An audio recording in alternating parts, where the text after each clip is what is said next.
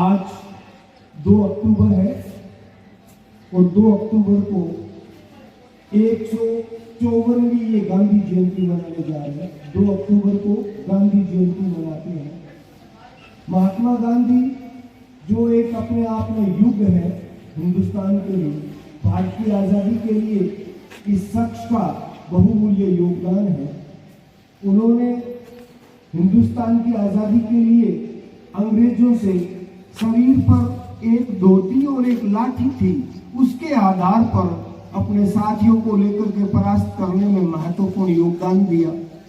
महात्मा गांधी कौन है हिंदुस्तान का बच्चा बच्चा जानता है, फिर भी अगर हम देखें तो 2 अक्टूबर 1869 ईस्वी को गुजरात के पोरबंदर में करमचंद गांधी के यहाँ महात्मा गांधी के रूप में अवतार हुआ। इन्होंने जन्म लिया और ये बचपन से ही कुछ शरारती और अलग तरह के थे। ये खुद गांधी जी ने अपनी आत्मकथा माई एक्सपेरिमेंट विद ट्रूथ में लिखा है कि बचपन में मैं अलग तरह का था, लेकिन जो जो जिम्मेदारियां सर पर पड़ी तो मेरे दिमाग में ये आता रहा कि हिंदुस्तान के लिए कुछ करना चाहिए। गांधी जी पढ़ने के लिए विदेश गए तो साउथ अफ्रीका में जब उन्होंने वकालत शुरू की तो वहां उनके साथ रंग भेद के आधार पर भेदभाव किया गया।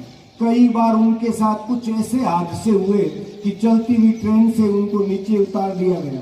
तब उन्होंने पहली बार ये महसूस किया कि ये छुआछूत की भावना और ये जो एक दूसरे की हीन भावना, नीचा देखने की भावना, इसे जनता को राहत दिलाई जाए।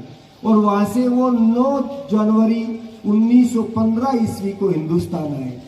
इसीलिए प्रतिवर्ष आज भी 9 जनवरी को अंतर्राष्ट्रीय प्रवासी दिवस मनाते। वे भारत आए और आकर उन्होंने जो है हिंदुस्तान को परखा, देखा 2 साल तक, क्योंकि गोपाल कृष्ण गोखले उनके राजनीतिक गुरु थे। वो आए तो उन्होंने कहा कि मैं जनता का दुख दूर करना चाहता हूँ। हालांकि वकालत पढ़कर आए थे, वो वकील थे। उस समय हिंदुस्तान में वकील की नौकरी सबसे बड़ी इज्जतदार और पैसों वाली नौकरी मानी जाती थी। इसीलिए ज्यादातर स्वतंत्रता सेनानी है सब वकालत पढ़े लिखे लोग थे।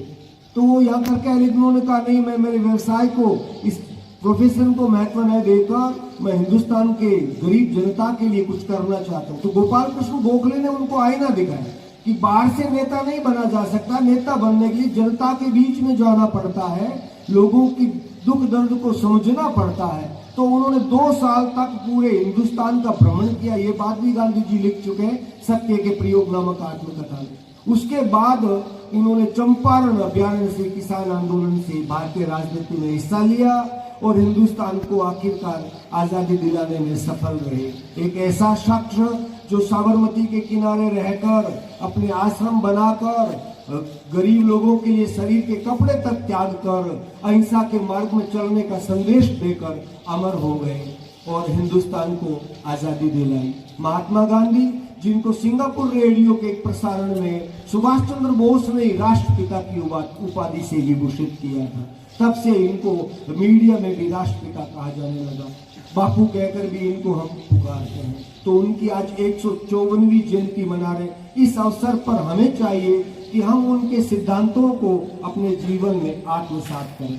आज ही के दिन हिंदुस्तान के एक और शख्स जिनको याद किए बिना गांधी जयंती मनाना अधूरा रह जाता है। आप सब समझ गए होंगे, वह भारत के दूसरे प्रधानमंत्री थे, लाल बहादुर शास्त्री जिनका नाम था।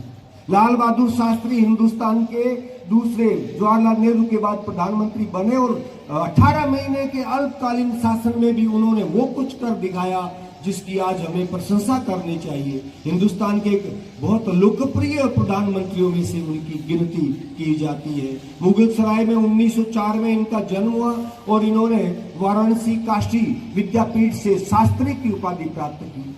इन्होंने, ये इतने सरल और निरीह थे, एक उदाहरण से आप समझ सकते हैं कि इनका बड़ा लड़का था अनिल शास्त्री, सबसे बड़ा लड़का। तो एक बार दीपावली की सफाई हो रही थी इनके घर पे, जो है उसमें ये हिंदुस्तान के प्रधानमंत्री थे। उस समय इनके घर पे फटा हुआ कमीज मिला, तो इनके लड़के ने कहा कि पिताजी फट गया है, काम का नहीं है, अब हम इसको किसी गरीब व्यक्ति को दे देते हैं। तो उन्होंने कहा नहीं, फटा है तो क्या दिक्कत है, सर्दियां आ रही है, मैं कोट के नीचे पहन लूंगा। किसी को दिखेगा भी नहीं, फटा हुआ शर्ट है। और मैं कुछ समय तक, क्योंकि उस समय कपड़े की, खाद्यान्न की हिंदुस्तान में बहुत बड़ी कमी थी, क्योंकि 1900 पाकिस्तान के साथ जो हमारा युद्ध हुआ 1964 में, वो युद्ध जो है इनके जीवन में एक विचित्र हलचल मचाने वाला रहा। और यही कारण था कि ताशकंद जो वर्तमान में उज्बेकिस्तान में पड़ता है, वहां उनकी कहते हैं हार्ट अटैक होने से उनकी जो है उनका देहावसान हो गया। लेकिन वास्तव में तो बात कुछ और ही थी, जो संपूर्ण हिंदुस्तान जानता है। वो ऐसे व्यक्ति थे कि अमेरिका ने आंख दिखा दी कि आप जो है युद्ध करते हैं पड़ोसी राष्ट्रों से, हम आपको खाद्यान्न नहीं देंगे, हम आपको गेहूं नहीं देंगे। तो इन्होंने स्वयं जो राष्ट्रपति भवन बोलते हैं, संसद भवन बोलते हैं, वहां की खाली पड़ी जमीन में खेत जोत कर इन्होंने संदेश दिया और पूरे हिंदुस्तान को यह नारा दिया, जय जवान और जय किसान। आज उन्हीं का दिया हुआ नारा है जो हमारे रगों में अब भी जब हम बोलते हैं तो खून उतर आता है, क्योंकि उन्होंने सैनिकों को और भारतीय किसान को महत्व देने वाले ये अकेले व्यक्ति थे। तो उनको भी नहीं बुलाया जा सकता। उनके भी सिद्धांतों पर चलने के लिए हमें सादा जीवन और उच्च विचार की अवधारणा को आत्मसात करना चाहिए। ज्यादा समय न लेते हुए मैं गांधी जी का ये एक प्रसिद्ध भजन की इन पंक्तियों के साथ मेरी बात को विराम दूंगा। रघुपति राघव राजा राम, पतित पावन सीताराम, सीताराम सीताराम, बजु प्यारे तू सीताराम। रघुपति राघव राजा राम, पतित पावन सीताराम। ईश्वर अल्लाह तेरो नाम, सबको सम्मति दे भगवान। रघुपति राघव राजा राम, पतित पावन सीताराम। जय हिंद, जय भारत।